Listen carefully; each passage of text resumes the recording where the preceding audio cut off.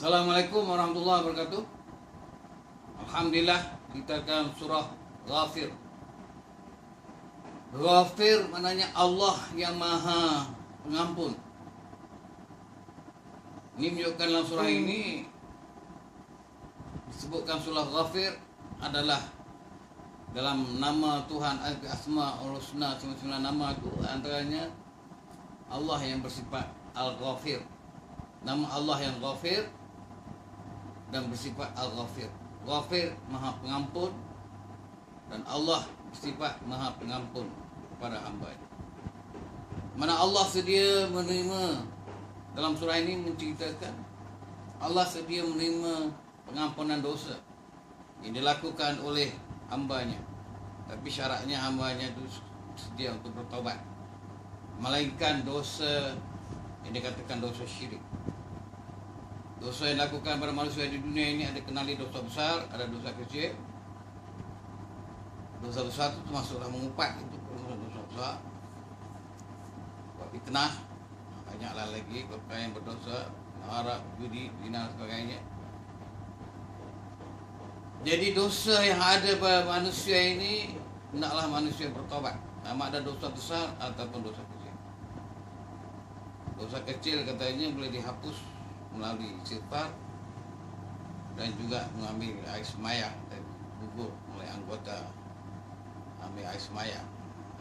Itu ada ulama, ada hadis Nabi. Jadi surah ini penting sekali, maknanya manusia hidup di dunia ini mestilah sebelum mati maknanya hendaklah bertaubat.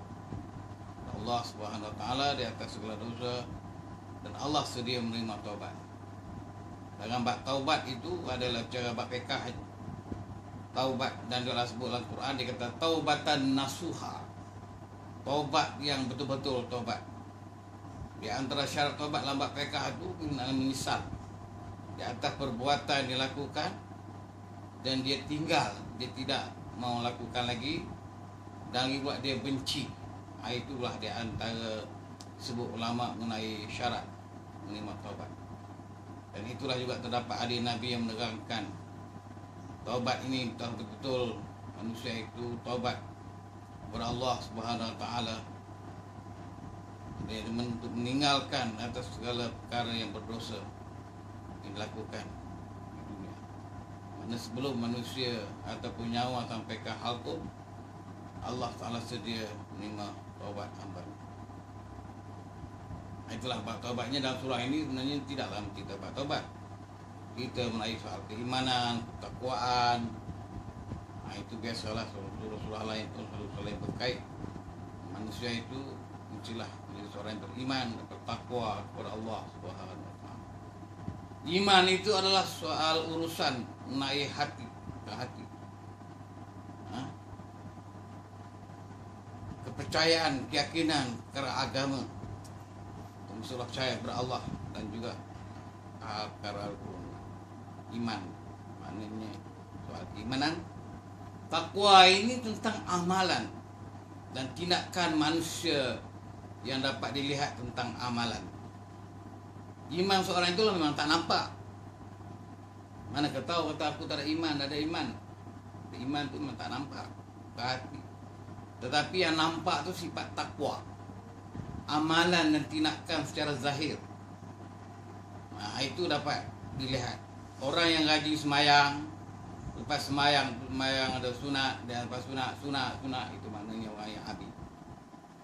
Kemudian ada sebab qiyamul lail, banyaklah amal-amal ibadatnya waktu malamnya, lagi bersemayang, baca Quran, taubat dan sebagainya. Itu sebagai untuk menandakan seorang hamba yang habis, tanda seorang yang ibadat kepada Allah Subhanahu wa taala. Boleh dilihat tentang amalannya. Iman itu yazid wa yanqus, kata dalam kitab fiqh dan juga hadis Nabi. Iman itu boleh tambah, boleh kurang. Tambahnya iman dengan tambahnya amal ibadat. Kurangnya iman dengan manusia kurang amal ibadat dan manusia melakukan perkara yang berdosa. Sebab itu manusia hendaklah kaitan surah ini supaya hidup manusia di dunia ini tidak lepas daripada perkara yang berdosa.